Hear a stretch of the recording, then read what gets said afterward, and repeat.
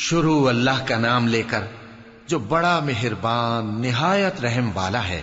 اے پیغمبر صلی اللہ علیہ وآلہ وسلم، اپنے پروردگار عالی شان کے نام کی تسبیح کرو، جس نے انسان کو بنایا، پھر اس کے اعضاء کو درست کیا، اور جس نے اس کا اندازہ ٹھہرایا، پھر اس کو رستہ بتایا، اور جس نے چارہ اگایا، پھر اس کو سیاہ رنگ کا کوڑا کر دیا۔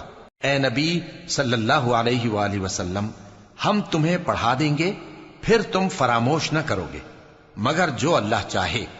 وہ کھلی بات کو بھی جانتا ہے اور چھپی کو بھی، اور ہم تم کو آسان طریقے کی توفیق دیں گے، سو جہاں تک نصیحت کے نافع ہونے کی امید ہو نصیحت کرتے رہو۔ جو خوف رکھتا ہے وہ تو نصیحت حاصل کرے گا، اور بے خوف بدبخت اس سے کترائے گا۔ جو بڑی تیز آگ میں داخل ہوگا، پھر وہاں نہ مرے گا اور نہ جیے گا۔ بے شک وہ مراد کو پہنچ گیا جو پاک ہوا، اور اپنے پروردگار کا نام لیتا رہا اور نماز پڑھتا رہا۔ بات یہ ہے کہ تم لوگ تو دنیا کی زندگی کو ترجیح دیتے ہو، حالانکہ آخرت بہت بہتر اور ہمیشہ باقی رہنے والی ہے۔ یہی بات پہلے صحیفوں میں بھی درج ہے، یعنی ابراہیم اور موسیٰ کے صحیفوں میں۔